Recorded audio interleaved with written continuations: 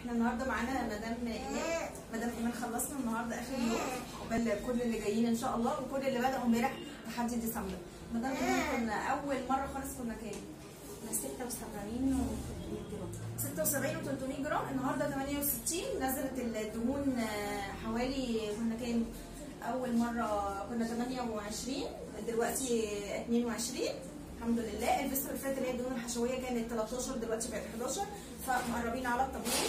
مدام ايمان كانت عندي من سنتين قبل البيبي بتاعها كانت 83 ونزلت ل 77. الاهم من كده بقى ان احنا كان عندنا مشكله كبيره. كانت ايه؟ كانت الانيميا. كانت الانيميا مع ان وزنها كان زياده لكن كان عندها مشكله كبيره جدا في الانيميا. ودلوقتي الحمد لله حسنا الحمد لله. انت بقى ايه تعليقك على الموضوع؟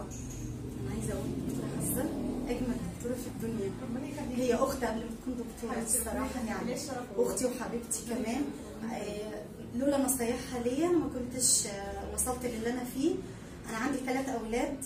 ابني الكبير في 5 ابتدائي السنه دي من ايام اصلا 5 دول بيعانوا انا بعاني معاهم. عندي 5 وعندي رابعه كمان ما شاء الله. دي دبل معاناه. طبعا.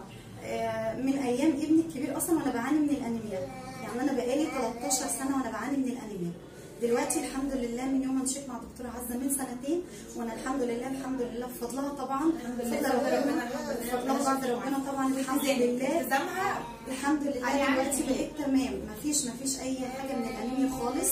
اي شويه صداع اي قلق مسافه بمشي بس على اللي هي قالته واللي هي بتقوله وكل اللي هي عاملاه لي وكل الوضع اللي هي قايلاه وامشي عليه. انا بقيت تمام الحمد لله دلوقتي. الحمد لله بفضل طبعا. انا بقيت 100 مفيش اي حاجه خالص. ما عادش اي حاجه. ما عدتش بتعب من اي حاجه.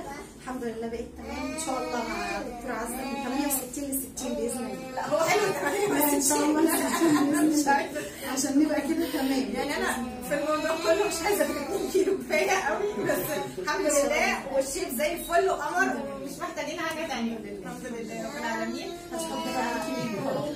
ربنا يخليكي. ربنا يخليكي ليا وما يحرمش منك ابدا. يلا عقبالكم كلكم. يا رب. باي باي.